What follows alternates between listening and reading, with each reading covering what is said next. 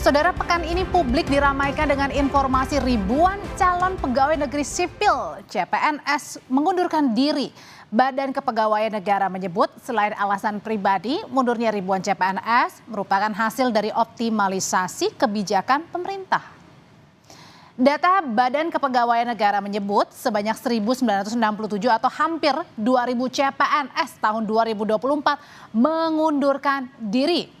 Sementara ada beberapa alasan mengapa ribuan CPNS ini mundur, di mana sebanyak 1.285 orang ini beralasan karena penempatannya jauh dari domisili, kemudian 320 orang terkendala izin keluarga, dan 156 orang karena kondisi kesehatan orang tuanya yang menjadi alasan. Nah, saudara, berkaca dari masalah yang ada tadi, mundurnya ribuan CPNS tidak hanya sekedar kekosongan jumlah formasi, namun juga perlu dimaknai hilangnya potensi talenta di Indonesia. Selengkapnya kita bahas usai tayangan yang satu ini.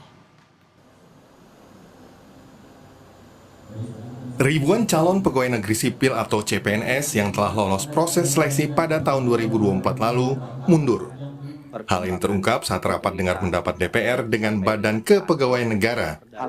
Data BKN mengungkap sebanyak 1.967 CPNS mengundurkan diri dari 16.167 yang diterima.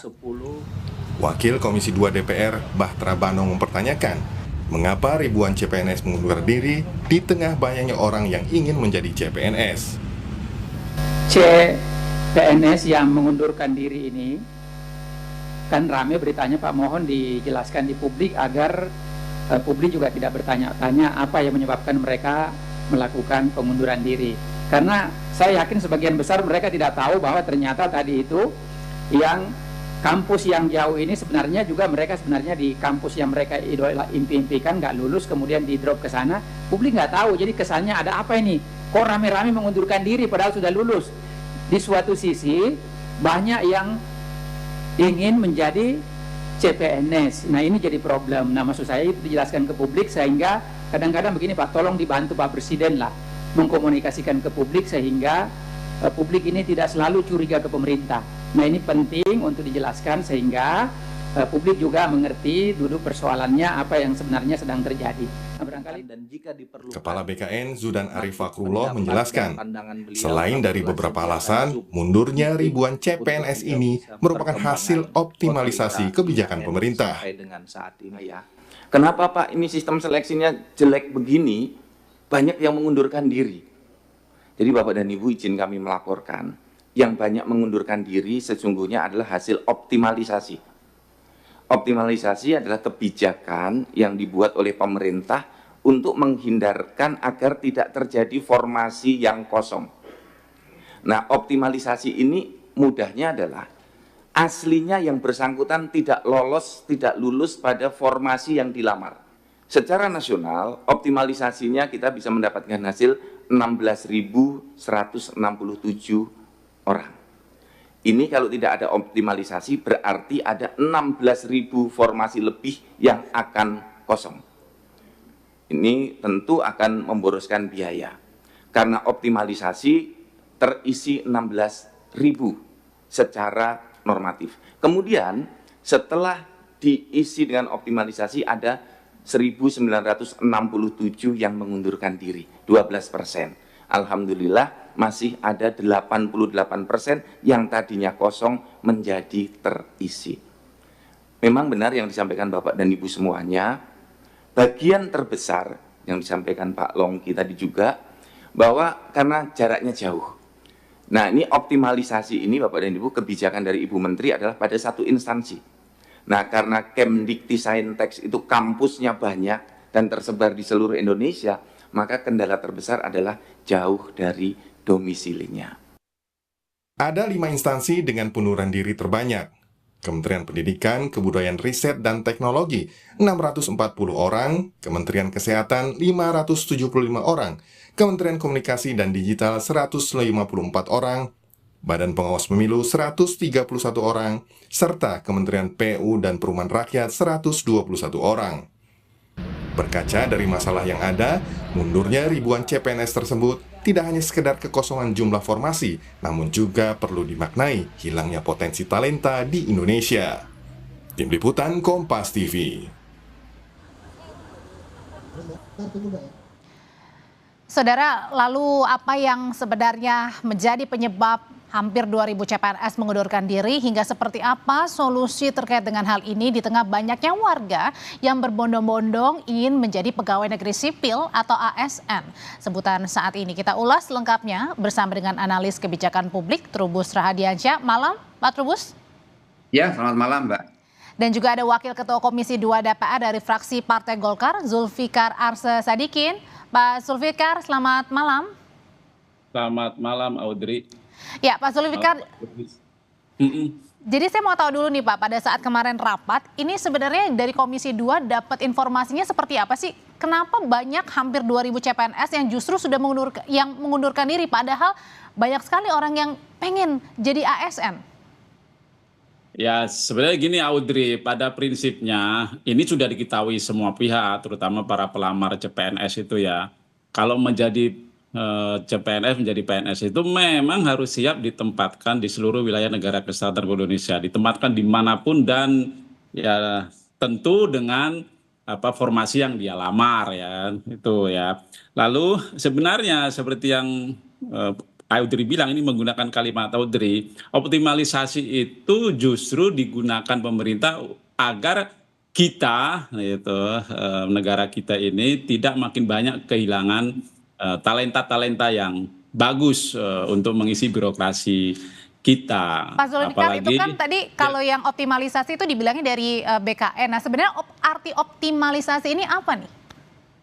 Ya, untuk mengisi formasi yang kosong, yang tidak ada peminatnya atau yang peminatnya kurang. Jadi dari mereka yang daftar di formasi instansi tertentu, ya karena sudah terpenuhi, sudah ada yang mengisi, nah diambilkan ranking berikutnya yang masih qualified ya, secara sistem bekerja, lalu mengisi formasi yang kosong tersebut. Yang tadi sudah dijelaskan oleh Kepala BKN Prof. Zudan. Justru menurut kami ini apresiasi kepada pemerintah. Ini kebijakan yang menurut saya tepat lah ya. Apalagi optimalisasi ini sudah disampaikan juga kepada para pelamar dan terbukti lebih banyak yang bersedia menerima optimalisasi ini daripada yang tidak. 16.167 dibandingkan 1.967 yang mundur. Dan mundurnya sebenarnya kan ada banyak alasan ya, tidak hanya sekedar jauh gitu, ada 12 alasan yang kita bisa terima dari penjelasan BKN itu ya. Hanya saja menurut kita ya kan, mestinya setelah sistem itu bekerja dikonfirmasi ulang lah mereka itu sebelum diketahui oleh yang bersangkutan itu, ditanya lagi untuk memperkecil lagi kehilangan talenta yang sudah kita dapat itu ya, benar-benar masih bersedia apa enggak kalau ditempatkan di sana, mengisi di sana, karena memang di sana butuh daripada itu sudah ditanyakan ya Pak ya? Itu sudah ditanyakan ke CPNS-nya ya yang berniat. Saya gali itu yang belum.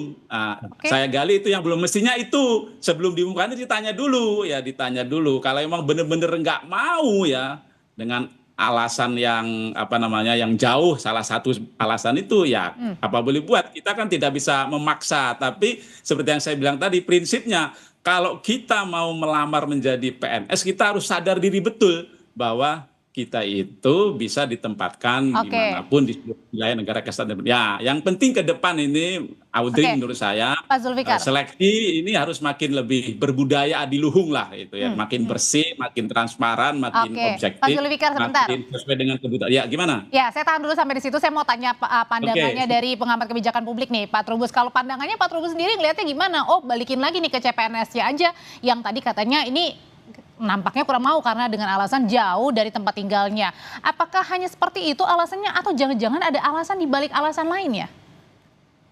Kalau saya sih menduga gini Mbak, itu selain yang disampaikan Pak Zul itu bagus juga ya ditanyakan, tapi ada mungkin yang perlu diberikan insentif Mas, itu Mbak. Jadi harusnya mereka yang ditempatkan jauh itu diberikan insentif.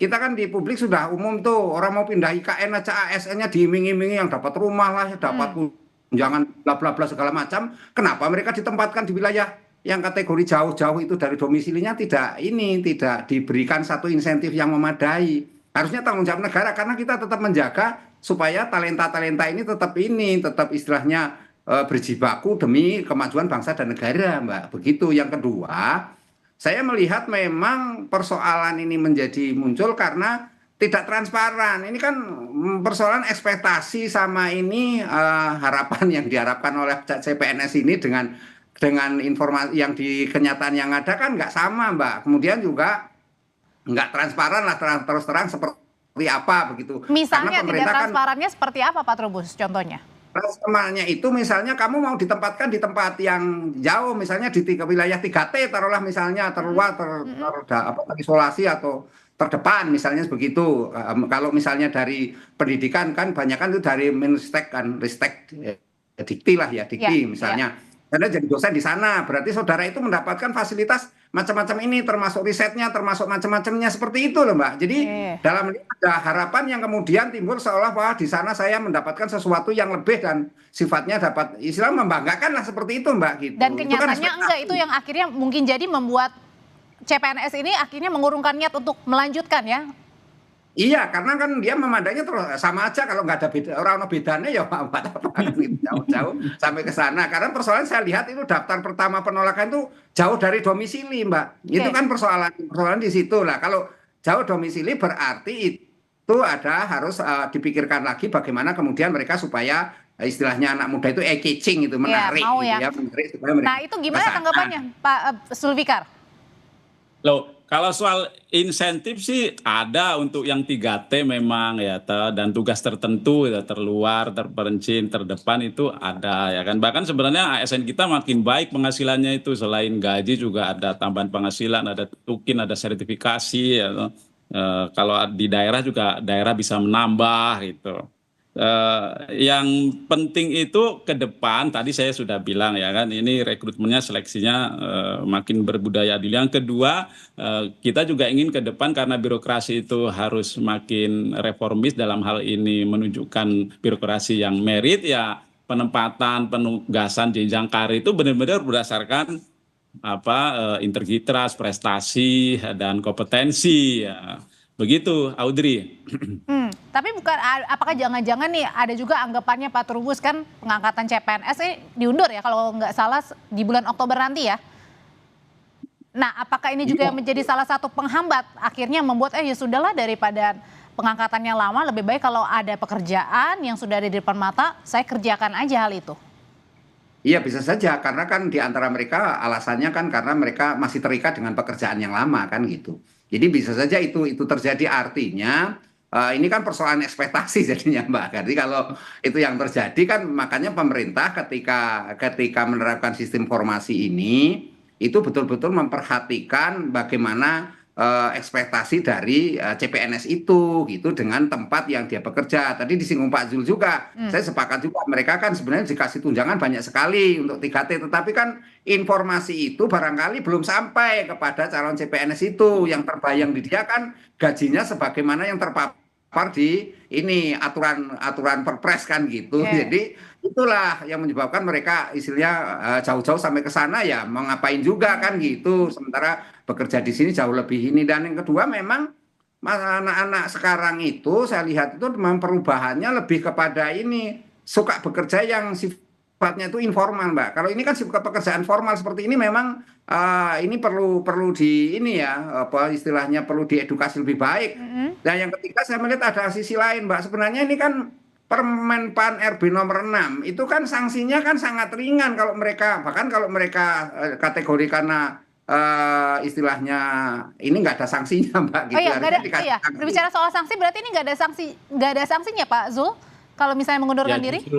Justru itu kan menghargai keputusan dan kemerdekaan sikap para pelamar sebenarnya ya kan. Kalau nanti semuanya itu minta dekat Pak Trubus, waduh ada jutaan ASN kita itu minta dekat semua kan repot gitu. Makanya saya tadi bilang ada satu langkah yang belum dilakukan oleh Kemenparekraf dalam ini BKN, yaitu mengkonfirmasi ulang. Kalau soal informasi akan ada optimalisasi mereka udah tahu, tapi konfirmasi ulang lah supaya kita tidak makin banyak loss-nya talenta kita ini. Walaupun menurut saya dibandingkan dari 16.000 1967 itu kan hanya 12,20%, bukan berarti mengecilkan ya. Tapi kalau dibandingkan begitu, nah, oleh karena itu ke depan kalau ada seperti ini lagi ditanya ulang. Oke. Dan kita minta kepada adik-adik kita, teman-teman kita, warga negara kita itu kalau memang mau jadi ASN, tanamkan betul bahwa kita ini memang harus disiapkan diri Ditempatkan untuk di mana aja gitu ya dimanapun. maksudnya. Iya, Nah, itu. Pak Zul, tapi kalau gitu pertanyaan selanjutnya, nah yang menolak ini untuk ditempatkan di wilayah-wilayah tertentu,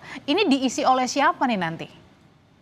Ya, berarti harus nunggu rekrutmen berikutnya kan. Justru sebenarnya kan optimalisasi itu dalam rangka itu. Selain kita jangan sampai terlalu banyak kehilangan talenta, ya toh kita juga memaksimalkan supaya yang sudah ada itu bisa mengisi yang memang membutuhkan sebenarnya kan. Loh, kalau kita dibutuhkan sama negara dan siap mengabdi kepada negara, ya mestinya mau dong. Dan ternyata lebih banyak yang mau loh, Audrey.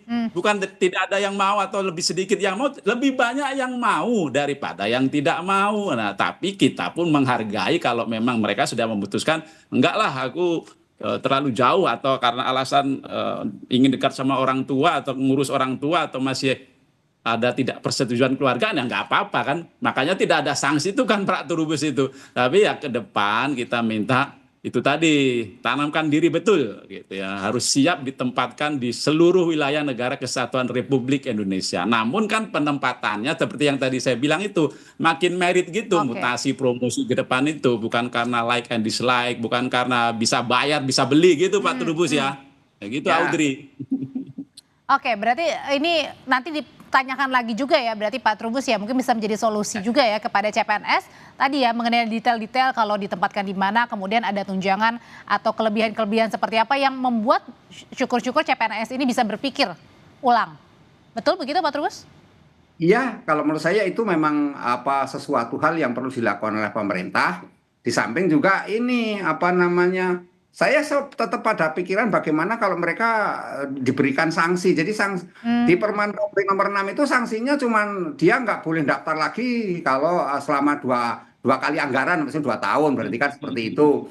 Jadi sanksinya dikasih denda gitu, karena itu bagian dari ini citra pemerintah kan gitu, sehingga mereka tanggung jawab, Mbak. Kalau enggak nanti orang jadi uji coba dong, coba-coba akhirnya yang lain berbondong-bondong pengen daftar karena kalah pinter, kalah cerdas misalnya, akhirnya nggak dapat kesempatan dong gitu. Jadi menurut saya ini supaya kita berkeadilan, kasih dia sanksi kan, dan diberi informasi juga misalnya setelah 5 tahun Anda kerja di sana itu bisa balik ke domisili, dekat domisilimu, bisa pindah misalnya mutasi. Nah, dengan istilahnya di bawah kementerian yang sama kan seperti itu. Informasi itu kan penting dalam rangka supaya mereka ada istilahnya cinta tanah air. Ini konteksnya dilarikan ke kebangsaan, Mbak. Cinta tanah airnya itu yang penting gitu. Pak Trubus terima kasih, Pak Zul terima kasih, selamat malam semuanya. Terima kasih Audrey. Selamat malam Pak Trubus.